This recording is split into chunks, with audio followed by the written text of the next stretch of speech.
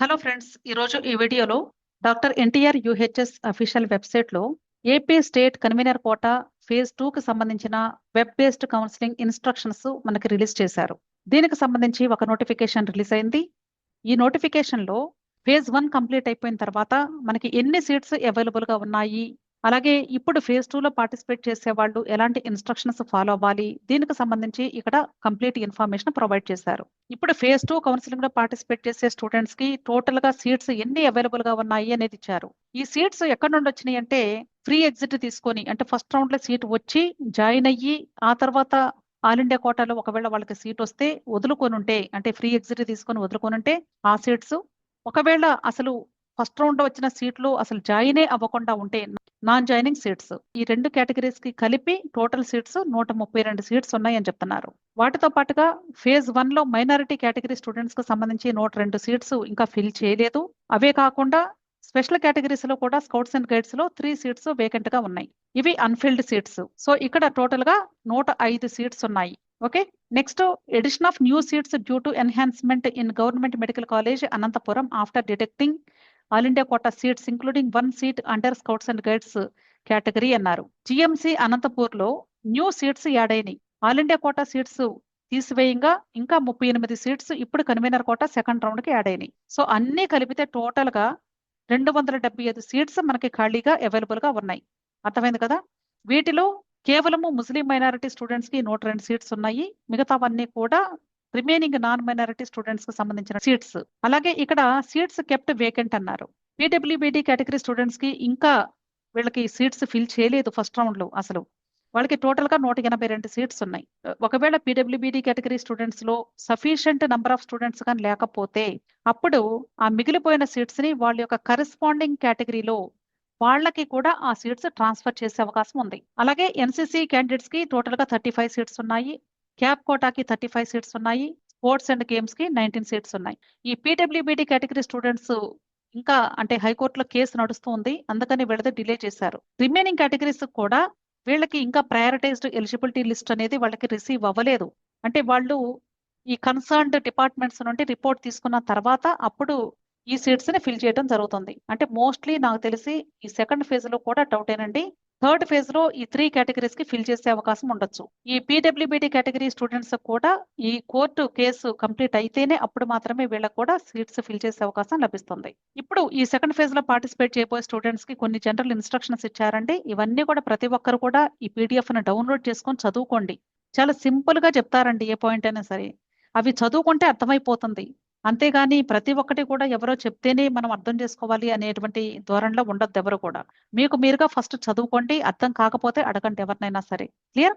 ఇక్కడ వీళ్ళు చెప్తున్న ఫస్ట్ పాయింట్ ఏంటంటే ఆల్రెడీ ఈ కౌన్సిలింగ్ కి సంబంధించి కంప్లీట్ ప్రాసెస్ ఆగస్టు 27వ తారీఖు ఒక నోటిఫికేషన్ ఇచ్చేసాము. ఆ ఇన్స్ట్రక్షన్స్ అన్ని చదువుకోమని చెప్తున్నారు.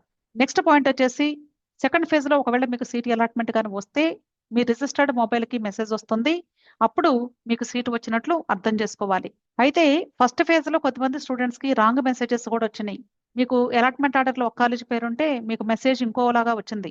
సో మీరు కంగారు పడొద్దండి. ఫైనల్ గా మీకు అలాట్మెంట్ ఆర్డర్ లో ఏ కాలేజ్ పేరుంటే అదే మీకు వచ్చినటువంటి కాలేజ్ గుర్తుంచుకోండి. ఏదైనా అట్లా మిస్ మ్యాచింగ్ ఉంటే గానీ వెంటనే యూనివర్సిటీకి మీరు మెయిల్ చేస్తే వాళ్ళు కరెక్ట్ చేస్తారు. నెక్స్ట్ పాయింట్ వచ్చేసి ఎవరికైతే సెకండ్ ఫేజ్ లో సీట్ అలాట్మెంట్ వస్తుందో వాళ్ళు ఇమ్మీడియట్ గా ఈ న్యూ ప్రొవిజనల్ అలాట్మెంట్ ఆర్డర్ ని డౌన్లోడ్ చేసుకొని ఇమ్మీడియట్ గా మీరు ఇన్ టైమ్ లో సెకండ్ ఫేజ్ లో వచ్చిన కాలేజ్ దగ్గరికి వెళ్ళి రిపోర్ట్ చేయాలి అని చెప్తున్నారు ప్రిన్సిపల్ గారికి. నెక్స్ట్ ఎంబీబీఎస్ క్లాసెస్ ఫస్ట్ మనకి అక్టోబర్ 1 అన్నారు. ఆ తర్వాత మరలా ఎక్స్టెండ్ చేస్తూ ఒక నోటిఫికేషన్ కూడా ఇచ్చారు కాబట్టి ఈ డేట్ అందరూ నోట్ చేసుకోండి. నెక్స్ట్ యూనివర్సిటీ ఫీ గురించి చెప్తున్నారు. ఇప్పుడు ఒకవేళ ఫ్రెష్ గా ఫేజ్ 2 లో కానీ మీకు సీట్ అలాట్మెంట్ వస్తే అప్పుడు అలాట్మెంట్ ఆర్డర్ ని డౌన్లోడ్ చేసుకోవడానికి 10,600 రూపాయలు ఆన్లైన్ లో కట్టి డౌన్లోడ్ చేసుకోవాలి. ఒకవేళ ఆల్రెడీ మీకు ఇంతకు ముందు ఫస్ట్ ఫేజ్ లో కానీ సీట్ వచ్చి ఉంటే మీరు అలాట్మెంట్ ఆర్డర్ ని డౌన్లోడ్ చేసుకోవడానికి అమౌంట్ కట్టేశారు, మరలా ఇప్పుడు సెకండ్ రౌండ్ లో అప్గ్రేడేషన్ కు వచ్చినటువంటి కాలేజీకి అలాట్మెంట్ ఆర్డర్ ని డౌన్లోడ్ చేసుకునేటప్పుడు మరలా డబ్బులు కట్టాల్సిన అవసరం లేదు అని చెప్తున్నారు.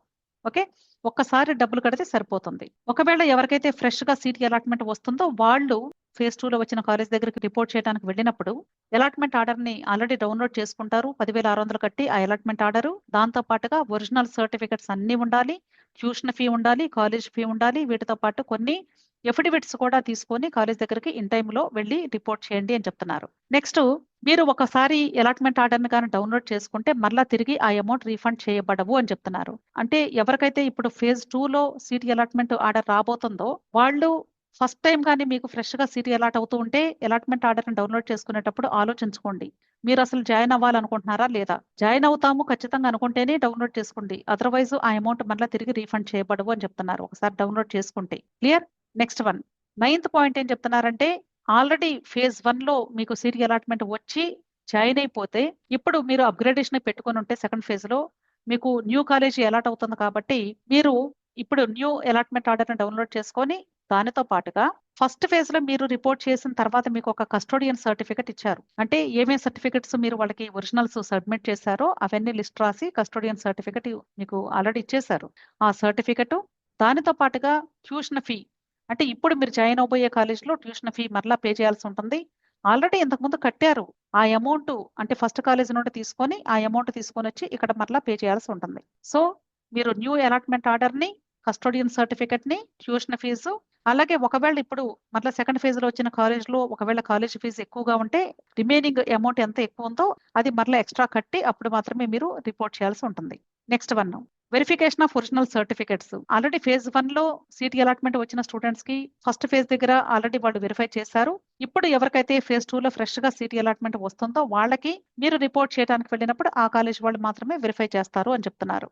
సో ఈ విషయాలన్నీ కూడా ప్రతి ఒక్కరు గుర్తుంచుకోండి. ఇక్కడ ముఖ్యంగా మనం గుర్తుంచుకోవాల్సిన విషయాలు, మీకు ఒకవేళ ఫేజ్ 2లో ఫ్రెష్ గా సీట్ అలాట్మెంట్ వస్తే ఇమ్మీడియట్ గా 10,600 రూపాయలు కట్టి అలాట్మెంట్ ఆర్డర్ ని డౌన్లోడ్ చేసుకొని original certificates, tuition fees, college fees, affidavits, అలాగే ఒక 3 సెట్స్ జిరాక్స్ కాపీస్ అన్ని సర్టిఫికెట్స్ తీసుకొని స్టూడెంట్ ని తీసుకొని వెళ్ళి రిపోర్ట్ చేయాలి ఇన్ టైంలో అని చెప్తున్నారు. అలా కాకుండా ఆల్రెడీ ఫేజ్ 1లో మీరు ఒక కాలేజ్ లో జాయిన్ అయ్యి ఉంటే ఇప్పుడు అప్గ్రేడేషన్ కాలేజ్ కానీ వస్తే ఇమ్మీడియట్ గా మీరు న్యూ అలాట్మెంట్ ఆర్డర్ ని మరలా 10,600 రూపాయలు కట్టే అవసరం లేకుండా ఫ్రీగా డౌన్లోడ్ చేసుకొని అది ఫస్ట్ రౌండ్ లో మీకు ఆల్రెడీ వాళ్ళు కస్టోడియన్ సర్టిఫికెట్ ఇచ్చారు, అది ఇప్పుడు మరలా ట్యూషన్ ఫీ అమౌంట్, అంటే ఆల్రెడీ మీరు కట్టిన కాలేజ్ దగ్గర నుండి తెచ్చుకొని ఆ అమౌంట్ ఇప్పుడు న్యూ కాలేజ్ దగ్గరకు వెళ్ళి మీరు ఇవన్నీ కూడా ఇచ్చి రిపోర్ట్ చేయాలి అని చెప్తున్నారు. మీరు గుర్తుంచుకోండి, అప్గ్రేడేషన్ లో మీకు సీట్ కానీ కన్ఫామ్ అయితే, అంటే ఫస్ట్ ఫేజ్ లో వచ్చిన కాలేజ్ కాకుండా న్యూ కాలేజ్ కానీ మీకు అలాట్ అయితే 100% మీరు సెకండ్ రౌండ్ లో వచ్చిన అప్గ్రేడేషన్ కాలేజ్ దగ్గరికి వెళ్ళి జాయిన్ అయితేనే మీకు ఈ సంవత్సరానికి మెడికల్ సీటు ఏపీ స్టేట్ లో ఉన్నట్లు. ఒకవేళ మీరు మాకు ఫస్ట్ కాలేజే నచ్చింది, మేము అక్కడే ఉంటాము, మాకు అప్గ్రేడేషన్ కాలేజ్ వద్దు అనుకుంటే అది వీలు కాదు. ఎందుకంటే మీకు ఎప్పుడైతే అప్గ్రేడేషన్ లో సీట్ అలాట్ అయిందో సాఫ్ట్వేర్ లో ఆటోమేటిక్ గా మీకు తెలియకుండానే ఫస్ట్ రౌండ్ లో వచ్చినటువంటి సీటు క్యాన్సిల్ అయిపోయి ఉంటుంది. ఇప్పుడు మీరు వెళ్ళి చదువుకోవాలి అన్నా సరే మీ పేరు అక్కడ కాలేజ్ లో ఉండదు. కాబట్టి మీరు చేయాల్సింది ఇమ్మీడియట్ గా అప్గ్రేడేషన్ వచ్చిన వాళ్ళు ఖచ్చితంగా మీరు వెళ్ళి 100% జాయిన్ అవ్వాల్సిందే. అర్థమైంది కదా. ఈ విషయం ప్రతి ఒక్కరూ గుర్తుంచుకోండి. ఒకవేళ ఎవరికైనా అప్గ్రేడేషన్ రాకపోతే ఇప్పుడు సెకండ్ రౌండ్ లో ఇంతకు ముందు మీకు ఫేజ్ 1 లో వచ్చిన కాలేజీ అదే ఉంటుంది కాబట్టి మరలా వెళ్ళి రిపోర్ట్ చేయాల్సిన అవసరం లేదు. జస్ట్ 14th అక్టోబర్ నుండి మీరు క్లాసెస్ కి వెళ్ళి జాయిన్ అవ్వచ్చు. క్లియర్. ఈ పాయింట్స్ ఇప్పుడు ఫేజ్ 2కి సంబంధించినటువంటి పాయింట్స్ ప్రతి ఒక్కరు కూడా గుర్తుంచుకొని జాగ్రత్తగా మీకు సీట్ అలాట్మెంట్ వచ్చినప్పుడు ఎలాంటి నిర్ణయం తీసుకోవాలి అనేది ఆలోచించుకొని జాగ్రత్తగా ఫాలోఅప్ చేసుకోండి. Okay, wish all the best అండి. వీడియో నచ్చితే వీడియో లైక్ చేయండి, మీ ఫ్రెండ్స్ కూడా షేర్ చేయండి, అలాగే నా ఛానల్ తప్పకుండా సబ్స్క్రైబ్ చేసుకోండి. Thank you.